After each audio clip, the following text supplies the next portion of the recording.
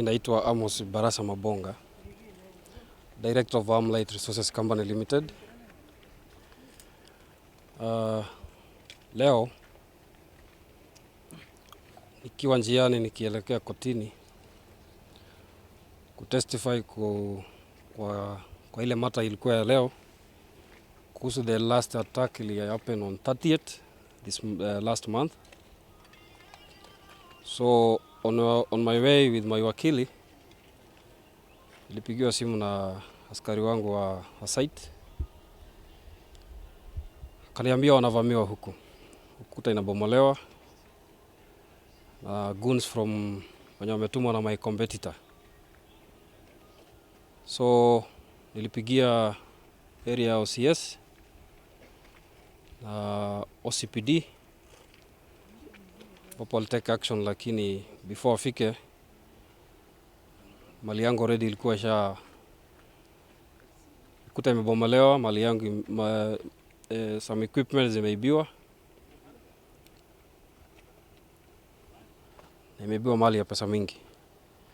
So na hii ni attack ya mara ya 5 because the first one will happen on January 25th. Ikasababisha vifo za watu wawili. As you speak, hiyo kesi haijafika kotini. File iko bado kwa DPP. Na kwa sababu haijachukuliwa any action, these people wameamua they can do whatever they want because hakuna mahali naweza wapeleka. So imekuwa ni mazoea, kila wakati wakikuja kuvamia naambia askari wangu wajifiche because they enter here watawaua because they wanakuja wakiwa na weapons, wakiwa fully armed. So what has happened today, because this site haifanyi kazi, tuko na court orders, tulifungiwa kazi na huu ni mwezi wa 5 toka hiyo orders zitolewe. Hatujakuwa tukifanya kazi. So swali yangu ni to my competitor, ni nini inamsumbua kutumia vijana vibaya kukuja kuharibu mali yangu na hakuna kazi ninafanya, na shamba si yake, nimenunua mwenyewe na pesa zangu.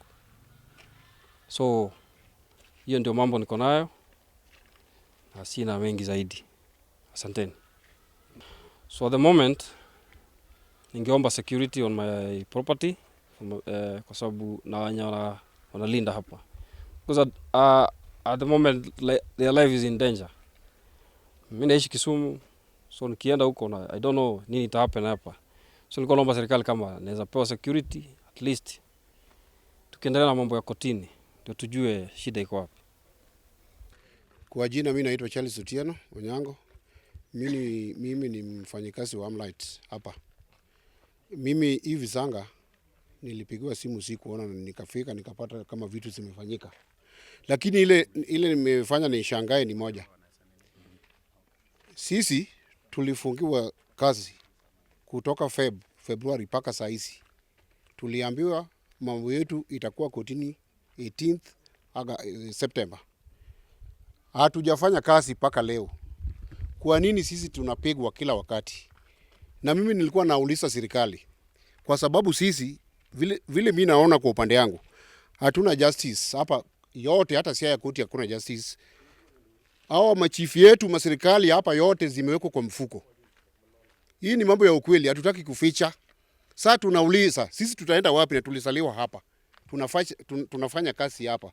Armlight ni kampuni kubwa. Ameandika watu karibu 100 na tumefungiwa kazi, watoto tunawalipiwa shule, tunawajengewa mama, wajane. Na yule jirani yetu pia anafanya hivyo. Mbona kwa nini hawezi tegemea kazi yake na tuache sisi tufanye kazi? Tumefungiwa kazi, hatujafanya kazi na bado tunapigwa. Na je, tukipanga vile wanapanga, serikali wanangoja kuja kurokota maiti hapa, kwa sababu sisi hatutacheka sasa na mtu. Vile tunafumulia hivi, tumefungiwa kazi, tuko njaa, hatuna msara, vitu yetu inaibiwa, vitu yetu zinaribiwa hivi, na serikali wananyamaza tu. Akina chief wako wapi? Na wale wa mijikumi wako wapi? Juu hata ukienda kwa polisi hakuna justice. Unasikwa mtu yao inasikwa saa hii, unaenda pale wanatolewa kwa cash bill. Hawapeleki hata kotini na wakipelekwa hakuna mali watapelekwa, majaji nini, malawyers hapa zote kwa mfuko. What should we do? Kwa hivyo tunaomba sisi, ikiendelea hivi itakuwa mbaya sasa, na tutaomba mkubwa yetu Amos akae kando kidogo, atuachie hii sasa. Kama community tufanye hii kazi vile jamaa anafanya, tupange, akipanga tunapanga, alafu maserikali wenye wanangojea kuja kurogota maiti wakuje warogote maiti, hata sisi tuuliwe, kwa sababu hizi ni mashamba yetu. Thank you very much. Barakuchiang ana esa jamani ground ka wane wadhi nyime gi our business as usual to realize ni wall inabomolewa. Now adhi Dar es Salaam with my now manager, and as I went coming back to realize there were some two guys armed with pangas. Now he wanted to come in, but I stopped him not to come in because his life was in danger. So I pushed him away to the hiding point. Coming back, now another team was coming, very big number. I had to escape with my colleagues, and as we were going out, the wall is already down, and now they were coming in. Now they spoiled everything, and it was a pathetic scene, you know. It's a scene that when you look at, you may not even imagine. All in all, they destroyed everything within the compound. They looted, and they went with all that they could manage.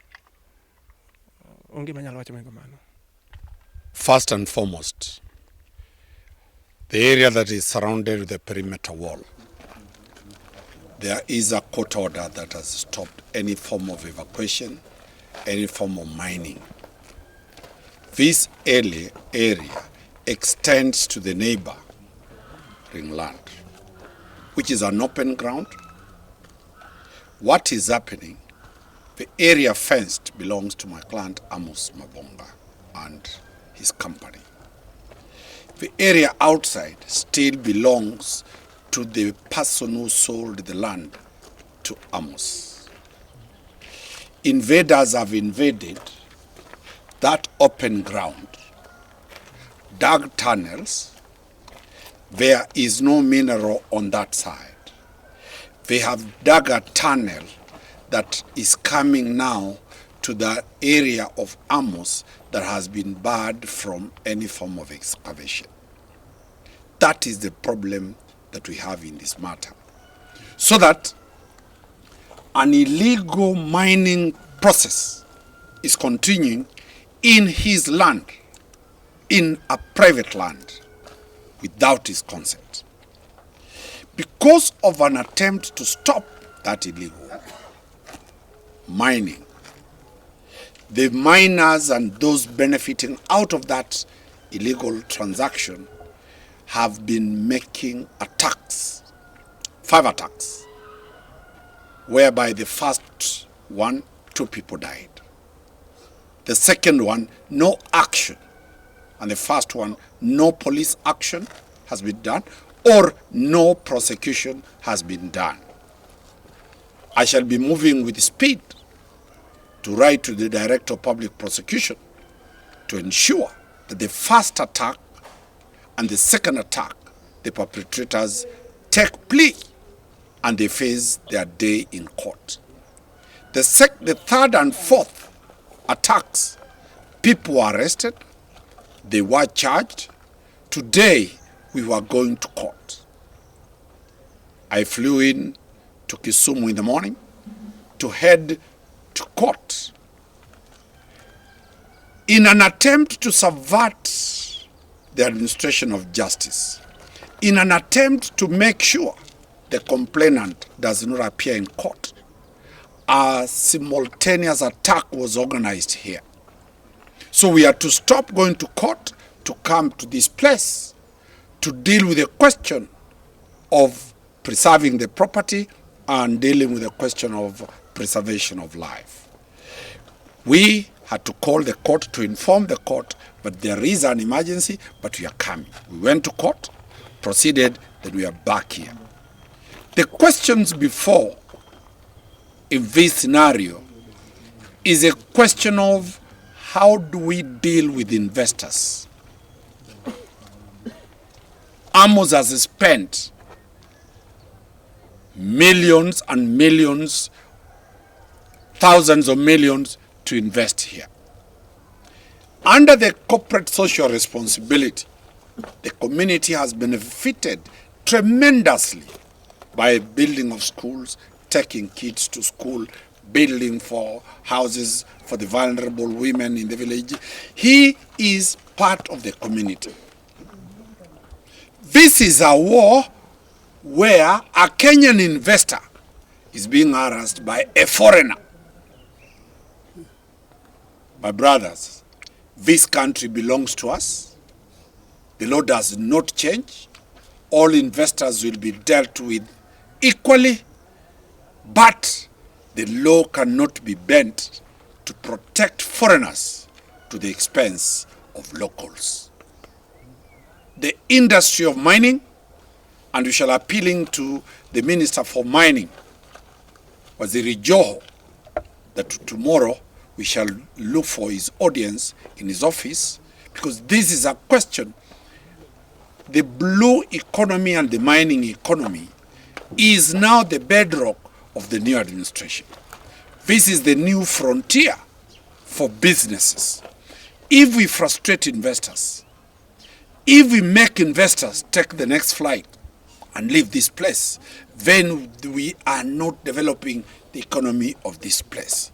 So I'll escalate this matter to the highest office. We shall move with speed. I have already taken over the matters in court and filed an application to lift the order to stop the mining here. You cannot stop a factory or an industry that generates roughly 50 million shillings to the taxpayers' coffers without demanding those who have gone to court for security. This is 5 months. Today, this company has never worked.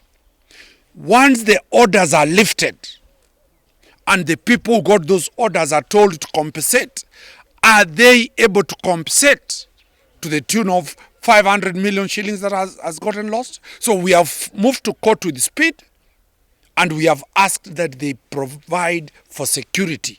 That is the position of the law. So that in case they lose, it mitigates on the damages occasioned here. Kenyans have not worked. Kenyans have not paid their school fees for their children because of these shenanigans that have been going on. We will deal with the question of the delay of the security apparatus to take action, and we shall deal with it firmly, conclusively, and this matter must come to an end. Because if Siaya, today the son of Siaya, is being fronted to go to the African Union, my client Raila Odinga is heading to African Union, the bedrock of Raila Odinga, war, people to be killed. What image are we building to this country? What image, my senior counsel, the governor, Orengo, what image are we building for Siaya? Is this the image to be depicted worldwide of Siaya? It can't be. Under my watch, I'll protect my clients with all instruments of the law, and we'll make sure that they get justice within the shortest time possible. We do not want bloodbath. We do not want people dying. 2 lives lost is too precious for a small county like Siaya, for a small village like Ramba, for a small community of the miners. So I shall be moving with speed, with all the legal instruments in place to address that issue.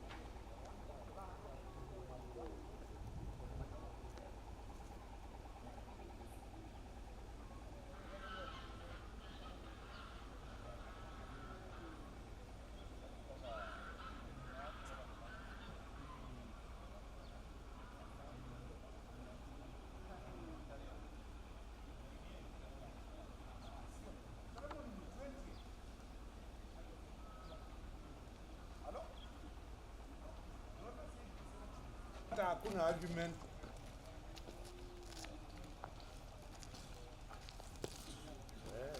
Kama the other party was not there.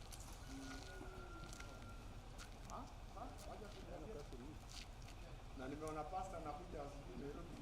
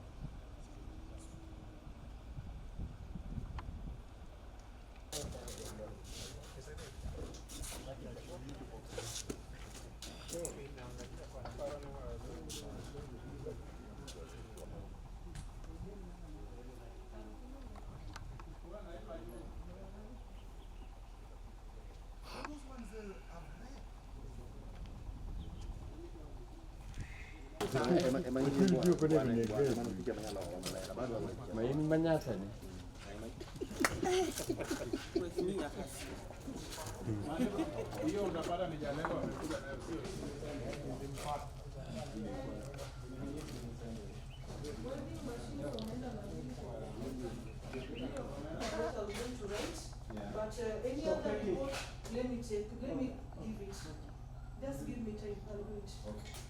So what are you taking from the store? What is coming? What is